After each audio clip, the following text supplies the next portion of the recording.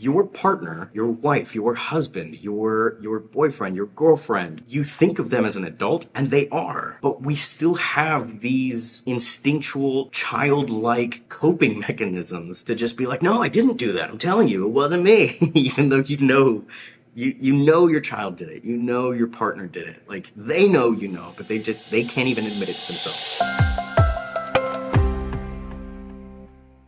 Hello and welcome to day 4 of the DIY series, How to Fix Your Relationship. My name is Christopher Isaac and this is My Psychology Solutions. Today we're going to be talking about how to communicate understanding and provide solutions. So this is a follow-up to day 3, which is basically communicating intent and making a safe space to speak. How you guys have the conversation, that's on you to learn how to stumble forward and forgive each other in the process. But this is in the middle of it and towards the end, which is to say, I understand, which is to create a bridge of understanding. This is a great line I heard from Tony Robbins, and I've remembered it every single day since I've heard it. All forms of communication are either to make things better or to express a cry for help. Even if it's anger, even if it's mean, even if it's hurt, it's a cry for help. A lot of people I can sense some pushback from that already, but I promise you, if you just let me explain, I'll create that bridge of understanding between us as well. So, communicate understanding. Oftentimes, we want to make assumptions, we want to demonize, we don't want to be wrong, so we make our partners wrong. A lot of us don't necessarily identify with that pattern, and yet every one of us, if we were being very honest with ourselves, is guilty of having done it at least once in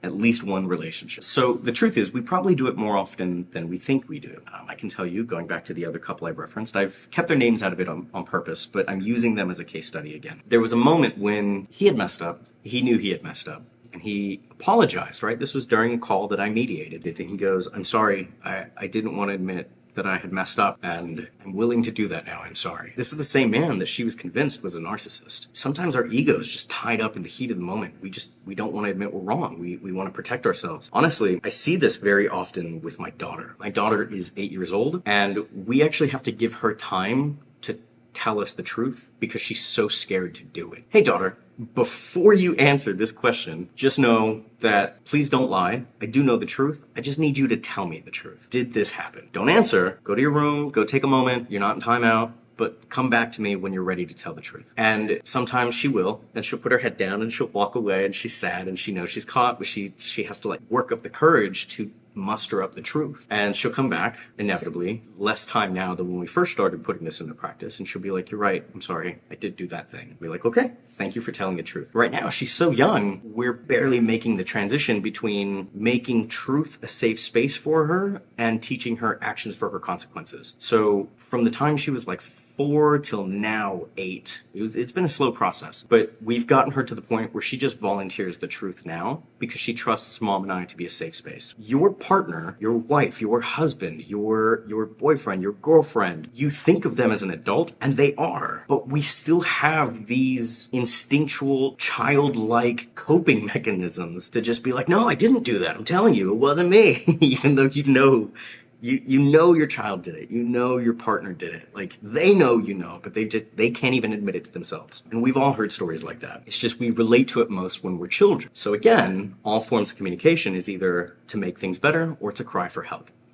When kids say outlandish shit out of frustration with my daughter, I remind her, hey, dude, you're allowed to feel your feelings. You are not at all allowed to speak to me however you want, speak to your mother however you want. You're not allowed to act however you want, because there are consequences to that. Feel your feelings. I understand you're frustrated. I understand you're hurt. I understand you're let down. I understand your XYZ. The point of this video is to communicate understanding. And just that alone can cause someone to put down their weapons, to put down their armor, and just, okay, I'm safe. Thank you for understanding. I'm sorry I messed up. That's true for my daughter. That's true for my wife. That's true for my clients. And then you go a step further. What's the solution? My wife likes for solutions to be her idea. Very frustrating, very annoying, love her to death. But I know that about her. So sometimes I'll provide a solution and she'll say no. And I'm like, all right, what do you propose? And we work because I understand my partner's temperament. If you don't appreciate that, if that's true for you and your partner and you don't appreciate it, you don't like that, then negotiate things further. Hey, what if you added an element of solution, I add an element of solution, then we discuss, right? There's infinite ways to solve these problems. I'm just speaking what's worked for my wife and I, my daughter, for me and my clients, for my clients amongst themselves. And so I know that they'll work for you. We just might have to tweak it a little bit to relate to the nuances of your relationship, your unique personalities within your partnership. But yes, providing solutions is incredibly important. And if you have a partner, if you are a partner that's constantly shutting things down before they're even attempted, please note that that is a temptation that almost everyone has. My wife, myself, my mother-in-law, my mom, my daughter, people within my company, clients, they all do what I call putting holes in the ship before it's even had a chance to sail. Because they're like, oh, this won't work because, or like, what if we run into coral, or what, right, to use the ship analogy, what if we hit something, an iceberg, whatever it is, right? Like they're just poking holes in the ship and it's not even in the water yet. Hey, let's test it. Let's try it. If it doesn't work, we'll adjust. If it does work,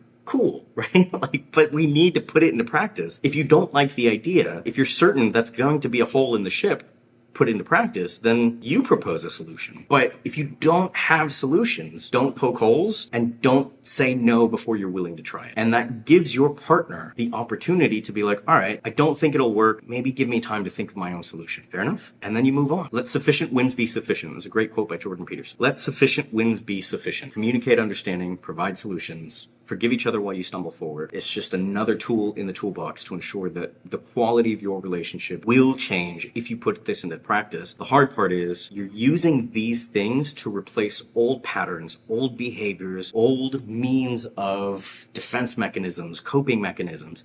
And so in the moment, when you have fight, flight, or freeze kick in, when your stress hormone kicks in, cortisol, then your brain, from an evolutionary perspective, shuts off access to the prefrontal cortex. So that's why people overthink when they're stressed and they actually don't get anywhere. It's because from an evolutionary perspective, all you're allowed to do is react. And we react by freezing, running away, or tackling a problem, which, going back to my earlier video, right, personality traits, do you withdraw or are you more volatile? Knowing that in the heat of the moment, you're going to default to old behaviors is why we say things like, please forgive me while I stumble forward. Putting this into practice before things get heated, using this toolkit, this script, can help mediate before cortisol kicks in, the stress hormone, and before you feel reactive, right? Because the moment you feel reactive, you've all but lost the game. And that was very hard for me to learn about my wife. My wife is very sensitive to negative emotions, i.e. cortisol, stress. And so she would shut down very quickly. And I'm like, hold on, dude, we haven't even gotten to like the root of the problem. Like, we have a lot of ground to cover. And so if your partner is somebody that's highly sensitive to negative emotions, stresses out very, very easily, give them patience, but also have a standard in your relationship that we will solve this within a certain time frame, which is another form of providing a solution. Just allowing the other person to come up with a solution gives them, would you say, autonomy in the relationship, in the problem, in the path forward. And so I encourage you to use this. And if, again, you need the extra oomph, the extra help, there's 7 days of a free trial into Psychology Solutions Academy, which I would gladly offer to anyone. I know what we have to teach works, provided that both people are willing to put in the work. So anyways, I'll see you around for step 5 of the DIY series, How to Save Your Relationship.